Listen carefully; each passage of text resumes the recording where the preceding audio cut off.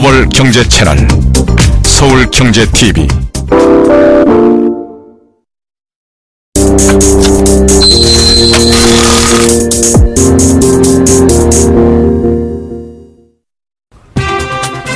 안녕하세요. 뉴스마켓의 최리나입니다. 오늘 저의 키워드는요, 지금까지 성장성 우려에 가려졌던 IT 부품주들, 특별히 스마트폰 부품주에 대한 2분기 실적이 상당히 좋은 것이 오늘 드디어 유레카에 발견이 되었습니다. 사실은 예상이 됐었던 그런 부분인데 3, 4분기 삼성전자에 대한 스마트폰 성장성 우려 때문에 IT 부품주가 같이 가지 못했었죠. 냉정히 보면 모두 다 3분기, 4분기에 대한 우려였습니다. 그 얘기는 곧 2분기까지는 실적이 좋은 것이 당연했었는데 너무 우려가 크다 보니 그것을 깜빡 시장이 잊었던 것이죠. 오늘 드디어 2분기 실적이 IT 부품주, 특별히 스마트폰 부품주를 통해서 속속 공개가 되니까 당연히 그런 종목들은 급등을 하고 있습니다. 왜냐? 호실적이 나오고 있으니까요. 잠시 후에 IT 부품주들 실적 관련한 주가 흐름 챙겨드리겠습니다. 먼저 간밤에 뉴욕 증시 또 흔들렸다고 하는데 QE 축소 우려가 또 한 번 지겹게도 발목을 잡았더라고요. 뉴욕 증시 마감부터 대보겠습니다. 네, 이제 다우가 21선을 이탈했습니다. 15,470선, 한 50포인트 가까이 추가 하락했고요. 나스닥도 10포인트가량 빠지면서 3,654선, S&P 500 지수도 이제 1,700선과는 한 10포인트가량 차이가 있는 1,690선 정도에 머물렀습니다. 이번엔 또 한 분의 연은 총재였어요. 클리브랜드 연은 총재. 이분 이름은 또 처음 듣습니다. 티어날토 총재가 노동시장이 미국에서 최근처럼 계속 이렇게 개선된다면 QE 축소는 가능하다.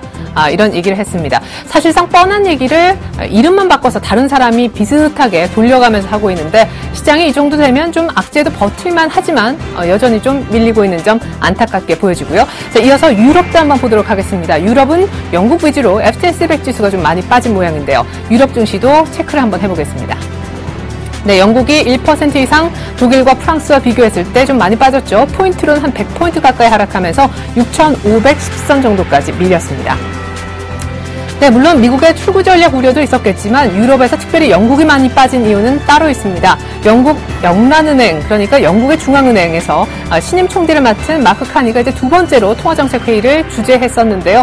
결과적으로 이제 포워드 가이던스라고 하는 선제 안내 시스템을 도입했습니다. 이 얘기는 곧 뭐냐 하면 경제의 어떤 지표와 통화정책 간의 연관관계를 이렇게 갈 겁니다라고 보여주는 겁니다. 모든 사람들한테 공개하는 건데 결과적으로 이런 얘기를 했습니다. 영국 영란은행 총재인 마크 카니 신임 총재는 실업률이 7%까지 떨어지는 7% 아래쪽으로 떨어지는 안정화되는 모습을 보이면 그때 이제 기준금리를 좀 만질지라도 지금과 같은 그 전에는 저금리를 유지해 나갈 것이니까 여러분 안심하십시오라고 얘기를 했습니다. 마치 뭐와 같죠? 네, 미 연준의 버네키 의장이 최근에 말한 것과 비슷합니다. 이렇게 지표가 이러이러할 때 우리가 조건을 이렇게 가져가겠다라는 지표와 정책관의 관계를 보여주는 것이 바로 포워드 가이던스라고 하는 우리말로 선제 안내 시스템이라고 하는 것이니 참고하시면 좋겠습니다. 뿐만이 아니라 인플레이션, 즉 그러니까 물가가 2.5%를 지속적으로 계속 웃돌지 않으면 그 전까지도 계속해서 부양책을 공급하겠다라고 얘기를 했습니다. 또 한 가지 오해하시지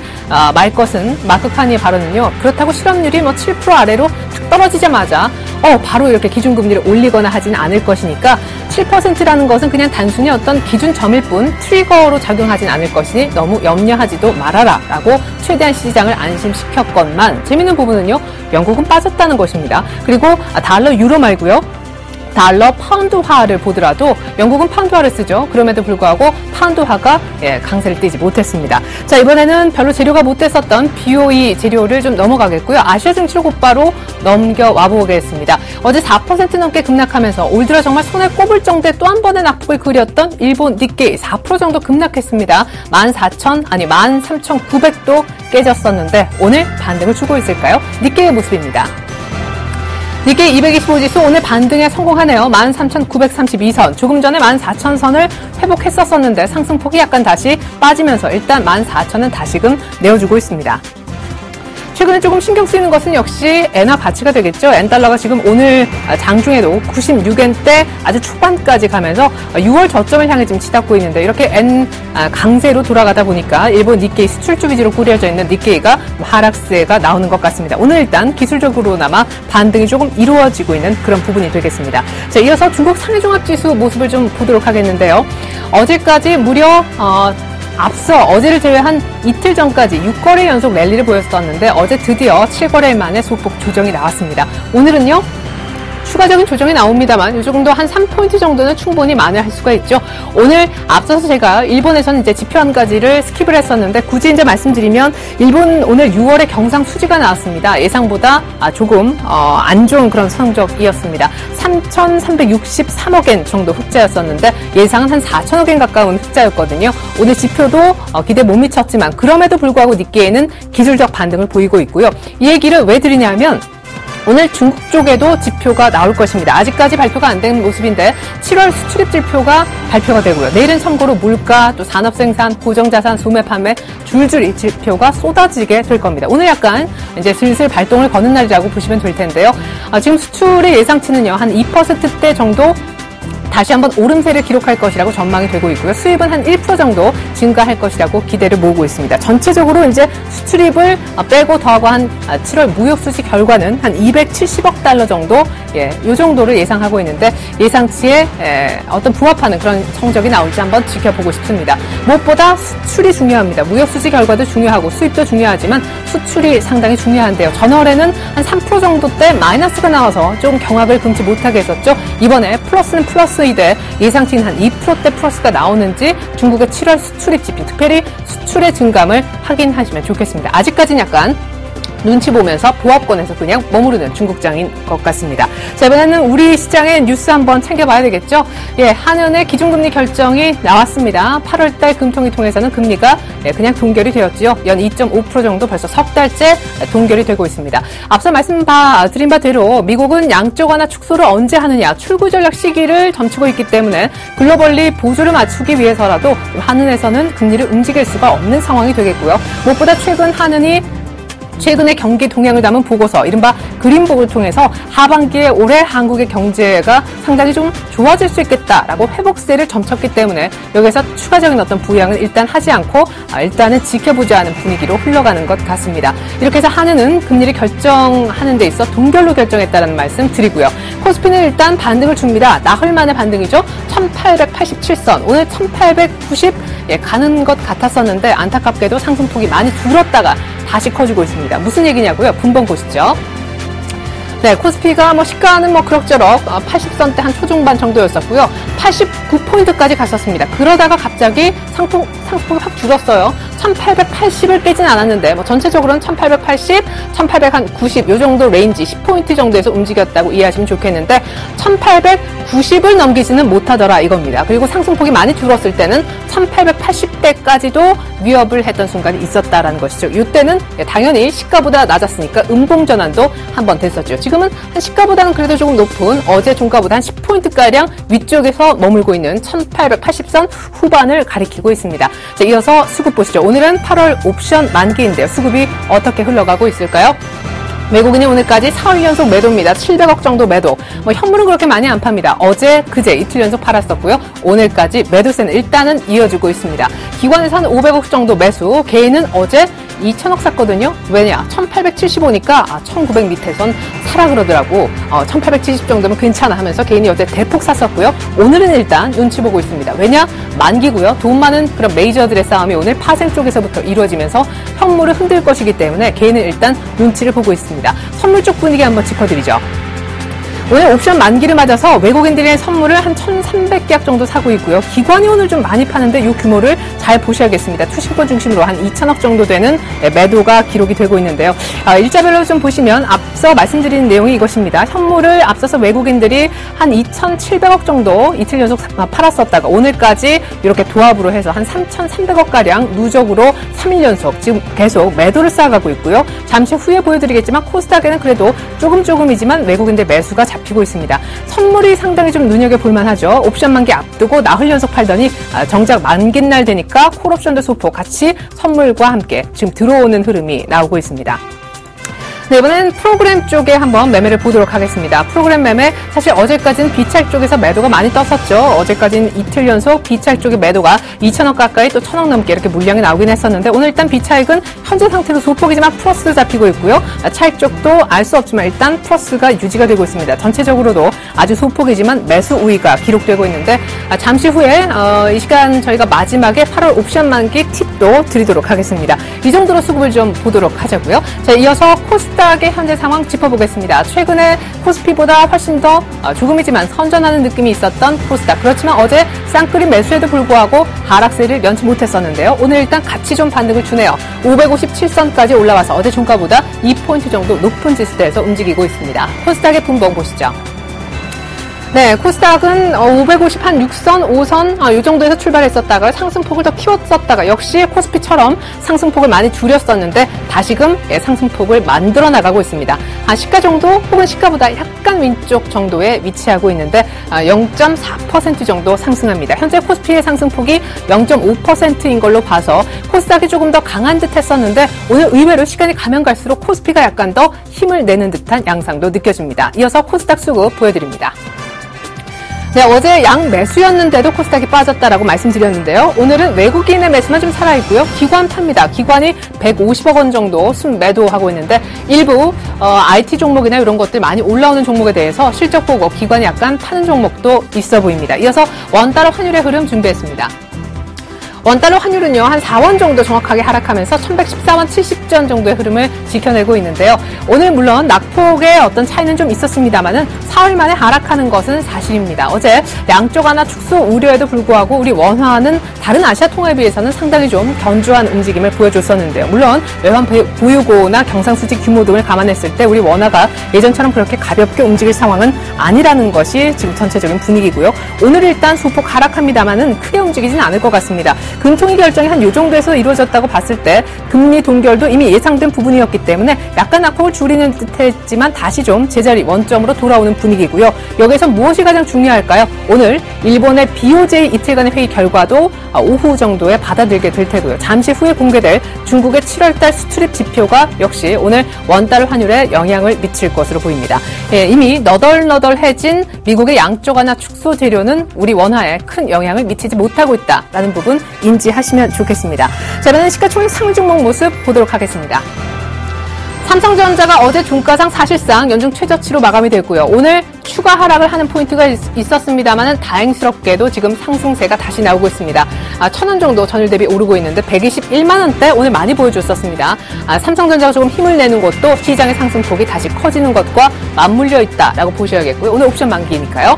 현대차, 모비스, 기아차 어제 많이 빠졌었죠. 사실상 막판에 기아차가 SK하이닉스와 만만치 않게 빠지면서 현대차보다 낙폭이 훨씬 더 큰 마이너스 3.6%로 끝이 났던 거 기억하시면 좋겠습니다. 오늘 약간의 되돌림이 있죠. 모비스까지요. 포스코가 정중동이고요. 이어서 나머지 종목 더 보여드리겠습니다. 하이닉스도 반등을 좀 줘야 할 텐데요. 예, 하이닉스는 추가적으로 더 밀리네요. 이제 26,000원 초반대까지 왔습니다. 계속 들고 계실 분들 고민을 좀 하셔야 됩니다. SK하이닉스 수급이 정말로 많이 꼬여 있어요. 우선주는 그러나 빠지고요. 오늘 이 중에서 가장 거론해볼 만한 종목은 바로 한국전력이 되겠죠. 5% 이상이나 급등하면서 다시금 3만 원 고지가 보이고 있습니다. 한국전력 잠깐 차트를 열어보도록 하겠습니다. 요금 인상에 대한 그런 기대감 때문에 오늘 한국전력이 급하게 많이 오른다 하는 생각이 드는데요. 오늘 전체적으로 유틸리티가 좀 강세를 띠고 있는 것도 특징이 되겠습니다. 한국전력 주가는요. 정말 무섭게도 3만 5천 원까지 올랐던 포인트가 바로 작년 겨울에 있었습니다. 연말에. 예, 이때 한 2만 6천 원대에서 이게 이렇게 3만 5천 원까지 갈 수 있나? 라고 했었었는데 지지부진 여러 가지 우여곡절을 겪었었고요. 이 처음 시작했었던 가격대를 심지어 깨기도 했었었죠. 올 여름에요. 그런데 그러다가 다시 한번 반등 줬는데 어느 정도 굉장히 크리티컬한 레벨인 한국전력 3만 원이 다시 보여지고 있습니다. 요금 인상 기대감 때문인데요. 요금 인상 기대 때문에 또 하나 오른 종목이 바로 유틸리티에서 또 꼽자면 한국가스공사가 있겠죠. 오늘 가스공사도 6만 원대 안착 시도가 나오고 있습니다. 역시 작연말 정도에 상당히 좋았던 한국가스공사 여러 가지 우여곡절 끝에 다시금 지금 한 6만 원대 정도 찾아가고 있습니다. 수급별로 잠깐 보시면요. 이 유틸리티 쪽은 오늘 기관이 많이 사는 것 같아요. 전기가스라고 되어 있을 텐데 한 200억 정도 순매수세가 기관을 통해서 유입되는 모습이 있습니다. 네, 이번에는요, LG 그룹주 한번 보도록 하겠습니다. 제가 LG 전자 중심으로 여러 차례 말씀을 좀 드렸던 기억이 납니다. 간밤에 뉴욕의 재젠 링컨 센터에서요, 센트럴파크 인근에 있죠. LG 전자가 드디어 뉴욕에서 처음 하는 거예요. 이 신제품 공개하는 걸. 그만큼 자신있고 야심작이란 얘기가 되겠죠. 모든 미디어가 다 모였다라고 하는데, G2 여러 가지 지금 기대를 좀 모으고 있습니다. 내부의 어떤 목표치인 1000만 대 판매가 가능할까라는 것도 관심사로 두시면서 오늘 주가 흐름 좀 보도록 하겠습니다. LG전자가 일단 0.67% 정도 추가 상승합니다. 오늘 75,000원대 안착 시도가 있는 상당히 중요한 날로 보여지고요. 물론 큰 폭의 상승은 아니지만 오히려 지주회사 LG의 상승폭이 훨씬 더 크게 나오는 것도 사실입니다. LG 디스플레이는 오히려 약간 하락하고 있고요. LG 디스플레이가 사실 LG 전자보다 훨씬 더 빠르게 움직였거든요. 오늘 약간 이격 조정하는 것이 아닌가도 보여집니다. 하이소닉이 4% 정도까지 급등하는 원인, 하이소닉 차트를 좀 열고 얘기 이어서 가보겠습니다. 하이소닉은요, 스마트폰 이제 카메라, 특별히 요 G2에도요, 이 기능이 들어간다고 하죠. 바로 어르신분들한테 요새 뭐 꽃보다 할배 사진 많이 떨려가지고 사진 잘 안 나오는 경우도 있던데, 이 기업에서 만드는 이 손 떨림 보정 기능이 들어가면 참 좋을 것 같다는 생각을 했었습니다. 이제 이 박스권과 상당히 좀 매물대가 컸었던 9,000원대가 오늘 돌파가 되고 있죠. 거래도 많이 실렸고요. 신고가 오늘 장중에 한번 찍어서 9,680원까지 갔었던 종목입니다. 자, 하이소닉은요, 전문가들이 한 요 정도에서 충분히 현재 가격에서 분할 매수가 가능하다라고 하고요. 당연히 단위가 바뀌는 10,000원까지도 목표가로 제시한 그런 종목이 되겠습니다. LG전자 관련해서 계속해서 주목하고 계시겠지만 하이소닉이란 종목도 있다라는 거 참조하시면 좋겠습니다.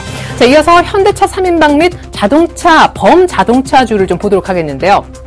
어제 낙폭이 컸지만 재밌는 거는요, 현대차 잠깐 수급만 좀 보여드리겠습니다. 어제 요사 임단협 잘 안 돼가지고 현대차 어떻게 할까 하지만 최고의 매수 찬스라고 말씀을 좀 드렸었는데, 전일, 이게 이제 전일이죠. 8월 7일, 오늘 8월 8일인데요. 외국인 기관 다 썼습니다. 하이소닉이군요. 아니, 이런. 네, 자, 현대차 한번 보겠습니다.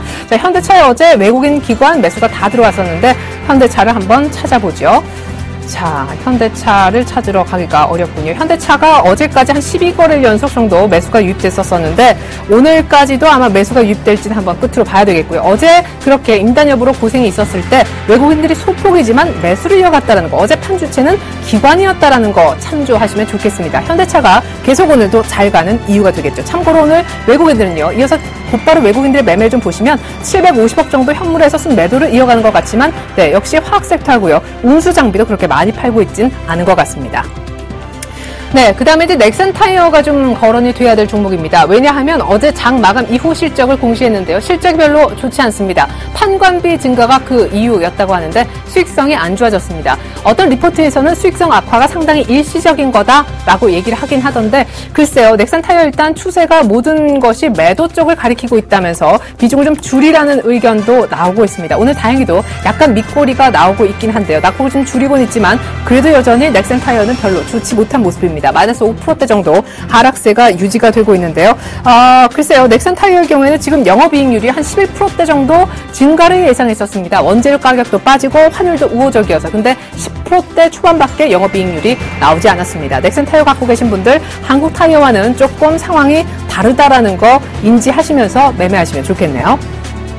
네, 조선주 빅3가 갑자기 힘을 냅니다. 물론 삼성전자가 플러스로 돌아선 것도 시장 상승폭 확대 도움이 되고 있지만 오늘 조선 3사좀 대 강세죠. 오늘은 현대기아차 모비스가 추가 하락을 막는 동안 누가 힘을 내는가? 삼성전자도 조용한 것 같은데. 네, 그렇습니다. 바로 현대중공업이 슬금슬금 올라오기 시작하니까 삼성중공업, 대우조선해양이 같이 움직이기 시작했습니다.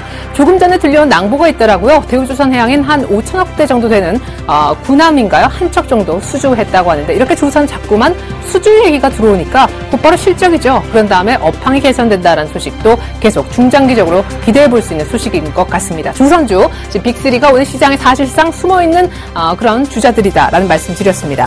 자, 그리고요, 오늘 NHN의 실적도 잠깐 공개가 됐었는데 영업이익이 1년 전 같은 기간보다 한 20% 정도 증가했다고 합니다. NHN 보여드릴 수가 없어요. 거래 정지됐잖아요. 분할 때문에요. 다음 달 한 말 정도에 다시 한번 분할해서 상장이 이루어지게 될 텐데, 이렇게 되면 NHN은 정말 무서운 공룡으로 클 것 같습니다. 모바일 게임 쪽도 상당히 선전을 이루어냈다라고 하는데요. NHN 거래는 정지되고 있습니다만 분할을 앞두고요, 호실적, 깜짝 실적을 공개했다라는 거 잊으시면 안 되겠습니다. 자, 이번엔 테마주 한번 좀 살펴보죠. 오늘 2차 전지 테마 바람이 다시 한번 불고 있습니다. 왜냐고요? 미국의 전기차 업체 테슬라 실적이 공개됐습니다. 제가 이번 주에 어떤 주요 일정들 글로벌 소개하면서 테슬라의 실적을 챙기자라고 말씀드렸는데 테슬라 실적이 뉴욕 증시 마감 이후에 나와서요. 일단 주가는 반영이 안 됐고요. 시간 외에서 두 자릿수로 급등하고 끝났습니다. 테슬라 실적이 특별히 매출이요. 1년 전 같은 기간보다 무려 15배 성장했다고 합니다. 이 테슬라의 전기차인 모델 S가요. 세상 회사에서 생각했던 것보다 훨씬 더 많이 팔렸다라고 하거든요. 이 테슬라의 어떤 주가를 추종할 수밖에 없는 2차 전지 테마가 오늘 다시 한번 강세를 띠는 이유가 되겠습니다. 삼성 SDI가 약간 이제 어떤 물량을 소화하고 있었었는데 오늘 다시금 좀 올라서고 있습니다. 삼성 SDI 차트 한번 열어보죠.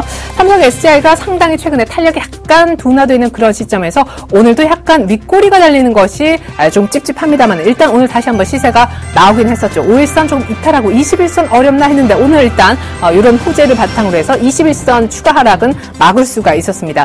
삼성 SDI는요. 제가 그때 여러 차례 말씀드렸죠. 이 16만 원을 깨게 되면 손절가를 상당히 타이트하게 잡고 들어가야 되지만 이 정도 가격 21선 위 5일선 정도에선 충분히 분할 매수가 가능하고 17만 원 선까지 더 이상 본다면 한 18만 원 정도까지도 목표가를 잡아볼 수 있는 그런 종목이라고 말이죠. 네, 뿐만 아니라 LG화학 그리고 우리산업, PNT 다 이렇게 5% 이상씩 상승하는 종목들도 보입니다. 참고로 리캠 2차 전지 테마이기도 한데 오늘 실적 나왔으니까 갖고 계신 분들 실적도 한번 자세히 들여다보셔야 될 것 같습니다. 자, 오늘 테마를 얘기하는 데 있어서 이 테마를 빼면 서럽죠. 남북 경협주입니다. 14일날 북한하고 또 만난다고 하죠. 이번엔 이제 7차 회담이 되는데 사실 북한이 아무리 두드려도 대답이 없고 결렬을 아주 밥 먹듯이 해가지고 북한에 대해서 포기하는 마음이 컸었습니다만 드디어 북한 쪽에서 답이 왔습니다. 때문에 경협주들이 거의 포기 상태에 있다가 북한이 만나자고 하네 라고 하면서 급등을 하고 있는데 일제히 상한가에 들어가는 것도 무리가 아니겠습니다. 특별히 현대상선에는 오늘 아주 좋은 소식들이 겹쳤습니다. 현대상선 잠깐 차트 좀 열어보죠. 오늘 현대상선이 소위 점 상한가에 들어갈 수밖에 없는 이유가 있습니다. 점으로 보일 텐데 이것이 지금 현재 가격 17,800원입니다. 추세적으로 상당히 5월 저점으로 좋아 보이죠. 오늘 북한 개성공단 회담 재개 소식도 있지만요. 현대건설 채권단이 현대상선에 이행보증금 한 2,300억 원 정도를 돌려주기로 했다라고 합니다. 추격 매수는 조금 부담이실 것 같아요. 오늘 점 상한가인데 이런 종목 따라서 사진 마시고요. 추세는 상당히 살아있으니까 테마 이런 건 싫은데 경협주 쪽에 관심 있다 하시는 분들은 여러 가지 호재성 뉴스가 같이 있고 시가총액 비중이 어느 정도 되는 현대상선 눌림시 매수해보시면 어떨까 싶습니다. 네, 그렇다면 방산주는 얼마나 울고 있을지 이어서 한번 보자고요. 하지만 한 가지 팁을 좀 드리면요. 10년치인지 제가 이거 뉴스 날짜를 정확하게 기억을 못하겠는데 한미연합 또 이 훈련이 예정이 되어 있습니다. 그럼 또 북한을 자극할 수가 있고 또 이랬다가 북한은 또 금방 굉장히 좀 안 좋은 스탠스로 돌아설 수도 있는 그런 정말 알 수 없는 나라이기 때문에 이런 방산주들 오늘 거의 하한가 비슷하게 내려앉긴 하지만 한미연합 그 예정 군사훈련을 앞두고 쉽게 버릴 수는 없을 것 같습니다. 일단 지금 오늘 하한가 근처까지 밀리면서 좀 마음 불안하신 분들, 우울한 분들 계시겠지만요. 일단은 지금 관망을 좀 하시면서 또 다른 재료가 없는 건 아니니까 좀 기다려보셨으면 좋겠습니다. 자, 이번에 IT 부품주 보겠습니다. 오늘 저의 키워드와 맞닿아 있는 종목들이 이제 막 화면에 뜨고 있네요. 옵트론텍과 플렉스컴이 그냥 조용합니다. 하지만 조용한 건 아니었고요. 오늘 옵트론텍은 급등을 한번 했었습니다. 왜냐? 증권사에서 사상 최대 실적이 기대된다라면서 호평을 내놓았기 때문이고요. 플렉스컴은 어제 상한가 갔었던 종목이죠. 오늘 추가적으로 상승을 하려 하고는 있는데 일단 하락은 없다라는 거 좋습니다. 어제 FPCB 업체로서 서프라이즈 사상 최대 실적을 내면서 심지어 상한가까지 들어갔었던 플렉스컴이 오늘 추가 상승한다는 분위기입니다.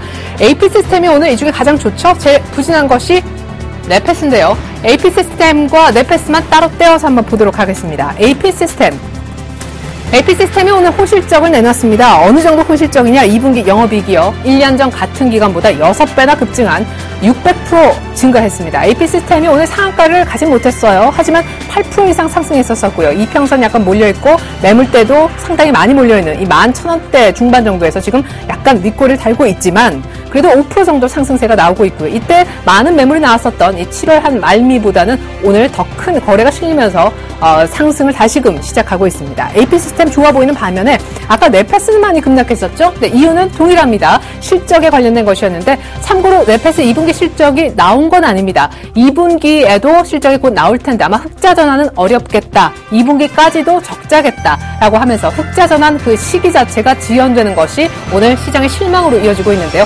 넷패스 잠깐 차트 보도록 하겠습니다. 자, 넷패스가요 드디어 아까 제가 출발 증시 와이드 때 많이 걱정했었던 7월 8일 월요일 저가 1,650원을 오늘 타이 기록으로 거의 깨다시피 했었습니다. 거래가 엄청나죠. 때문에 전문가들은 이제 비중을 좀 줄이라 하락하면서 신저가 경신하고 거래도 실리니까 좋지 않다라고는 하는데 매도 공고도 있지만 3분기에 대한 또 기대감이 있습니다. 무슨 기대감일까요? 흑자 전환. 2분기 어렵지만 3분기 흑자 전환 하지 않을까? 이 기업이 망하지 않는 이상 10,000원 정도, 지금 1,650원으로 전저점 경신을 했지만 10,000원 정도 약간 깨면 아주 싸게는 한번 중장기 3분기를 기대하면서 매수해 볼 수 있다고 하니까 갖고 계신 분들도 비중을 약간 줄이면서 전량 팔지는 마시고 약간 물타기 할 타이밍을 잡아보는 것도 어떨까 하는 생각을 해봤습니다. 자, 이번에 특징주 마지막으로 좀 정리를 할게요. 자, 위닉스가 오늘 실적을 발표했습니다. 위닉스, 제습기로 한때 날렸었죠. 하지만 큰 눌림이 나오면서 매물이 쏟아졌었고, 최근에 이제 거의 장마도 끝나고 하니까 모멘텀이 없는 상황에서 거의 마지막 재료가 나온 것 같습니다. 호실적이 발표됐는데 9% 정도 급등세가 바닥권에서 이루어집니다.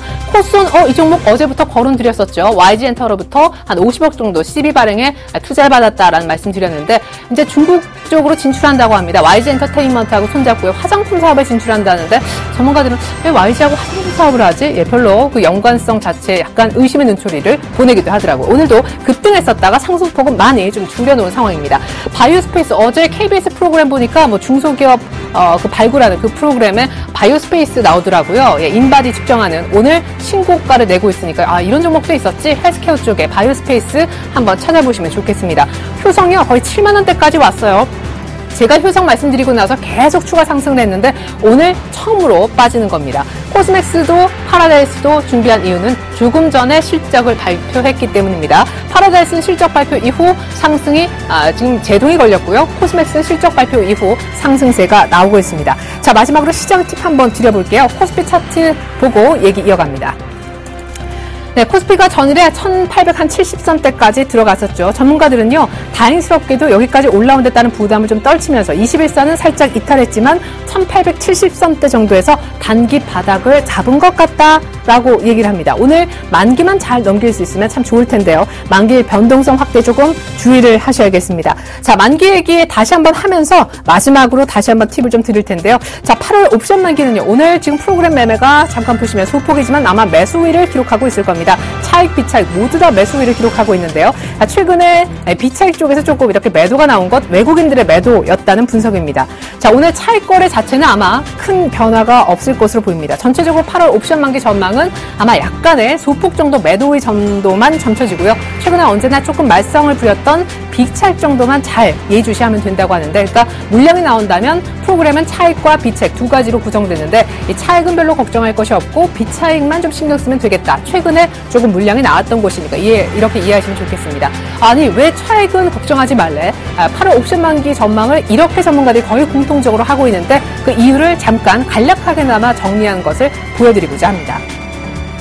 네, 차익은요, 이 순차익 잔고가 어느 정도 많이 쌓였을 때 그 매물이 잠재될 수 있는 물량이 좀 많을 때 차익 쪽에 물량이 나올 수 있는데요. 좀 전반적으로 차익 거래 시장이 좀 정체가 되어 있습니다. 순차익 잔고도 7월 달하고 한 달 정도와 비교해 3조 5천억 원 정도로 거의 동일해서요. 차익 쪽 거래가 거의 이루어지지 않았다라고 보시면 좋겠습니다. 아무도 선현물 가격 차이를 이용한 차익 거래를 별로 하지 않는 분위기 속에서 만기날 갑자기 그럴 일은 없겠죠. 그러면 차익이 아니라면 비차익 쪽을 잘 봐야 되는데 비차익 쪽에서 약간 소폭 매도 우위가 지금 점쳐진다라는 것이고요. 마지막으로 그럼 종가에 어떤 변화가 있을 수 있는가? 이건 이제 오늘 합성 선물 쪽하고 잘 좀 보셔야 되는데 컨버전과 리버셜 이렇게 좀 두 가지 복잡한 게 있습니다만 합성 선물 활용한 리버셜에 조금 더 컨버전보다 무게를 둔다면 종가의 매수세가 유입될 가능성이 있습니다. 자, 이러면 어떻게 될까요? 첫째 줄 차익은 신경 쓰실 필요 없고요. 비차익 쪽에선 최근처럼 매도 우위가 나올 수 있습니다만 마지막에 합성 선물과 연계된 물량이 들어올 수 있기 때문에 종가상 약간 매수 우위를 기대한다면 비차익 쪽에 매도가 나오더라도 약간 상쇄가 가능하겠죠. 때문에 전체적으로는 제한적 매도 우위를 예상해 볼 수 있는 것입니다. 자, 스마트폰 부품주 정리하겠습니다. 오늘 만약에 추가로 하락한다면 특별히 오늘도 코스닥이 그렇게 많이 빠지는 건 아닌데요. 특별히 뭘 봐야 된다? 스마트폰 부품주를 봐야 됩니다. 스마트폰 부품주는 최근에 많이 빠졌지만 실적 발표 이후에 쑥쑥 올라오는 종목들이 있습니다. 어제 플렉스콤이 그 주인공이었고 오늘 AP 시스템이 그 주인공입니다. 하지만 전체적인 스마트폰 부품주가 다 동일하진 않다라는 거. 뭐에 달려있죠? 실적에. 많이 빠졌는데 실적도 안 되면 바닥권에서 더 추락할 수 있다고 보여지는 것이 바로 네페스입니다. 네페스의 사례와 오늘 AP 시스템이 시사하는 바를 잘 활용하셔야겠습니다. 스마트폰 단기 트레이딩 여전히 가능하고요. 전문가들은 추세적인 상승까지는 모르겠지만 워낙 많이 빠졌기 때문에 최근에 어떤 일정 부분 만들었던 박스권이 있다면 그 박스권의 상단 정도는 충분히 뚫을 수 있는 추가 상승이 더욱 점쳐진다고 하지만 단 한 가지 주의해야 될 것은 아무리 낙폭과대한 스마트폰 부품주랄지라도 실적이 안 되면 안 된다라는 것입니다. 성공 투자 기원합니다. 고맙습니다.